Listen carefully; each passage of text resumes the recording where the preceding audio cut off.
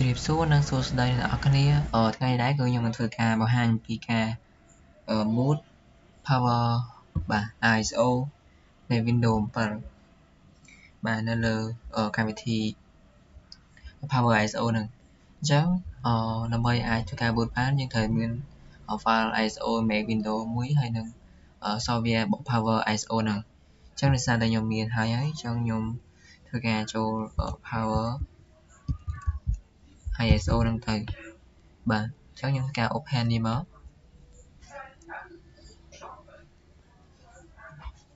អូខេឥឡូវយើងចូលដល់ផ្ទះប៉ុណ្ណាយើងត្រូវការចូលដើម្បីយើងអាច boot file របស់យើងបានយើងត្រូវប្រកាសថាយើងដោត USB ហើយ USB របស់យើងបើសិនជាមាន file អីផ្សេងយើងអាចធ្វើការលុបទៅបើសិនជាអត់សំខាន់បើសិនជាសំខាន់យើងអាចផ្ទេរទៅខាងក្រៅបានដោយសារតែ file របស់ខ្ញុំមានខ្ញុំដោតឲ្យហើយអញ្ចឹងយើងចូលទៅកាន់អ្នក create boot នេះមក USB drive នេះមកអូខេចុចអូខេមក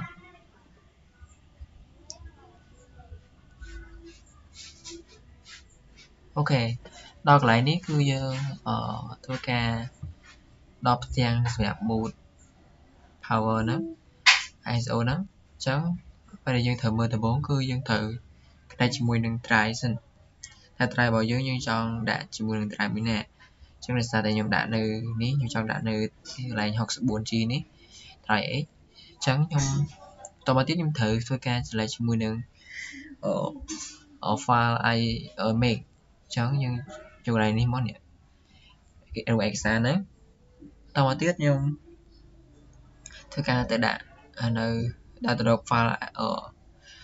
OS ហ្នឹងអញ្ចឹងខ្ញុំធ្វើការ boot ជាមួយនឹង Windows 7បាទអញ្ចឹងខ្ញុំជ្រើសយក file ហ្នឹងមកនេះជា file របស់Make Windows 7ហ្នឹងអញ្ចឹងខ្ញុំ select យកវាមកអូខេនេះជាទីតាំងក៏ដូចជា select យើងបាន select ជាមួយនឹង file ហ្នឹងហើយតមកទៀតយើងធ្វើការមើលកន្លែង setting កន្លែង boot mode នេះអញ្ចឹង boot mode របស់យើងគឺវាមានBIOS MBR FAT32 អញ្ចឹងវា connect ឲ្យយើង auto ហើយអញ្ចឹងដោយសារតែជាប្រភេទ Windows សេរីចាស់ Windows ចាស់អញ្ចឹងយើងមានតែប្រភេទ BIOS ទេបើជាប្រភេទ Windows 10អីចឹងទៅវាអាចមាន MBR វាមានជាប្រភេទ GPT ដែលវា support ទៅលើ Windows 10ឬក៏11ចឹងទៅអញ្ចឹងខ្ញុំអត់ដោយសារតែនេះវា select ឲ្យយើង auto អញ្ចឹងយើងអត់មានអីទៅកែប្រែទេអញ្ចឹងយើងគ្រាន់តែចុច start ទៅដើម្បីយើងអាច boot ចូលទៅក្នុង flash របស់យើងតែម្ដងអូខេអញ្ចឹងចុច start មកអូខេហើយចុចអូខេមក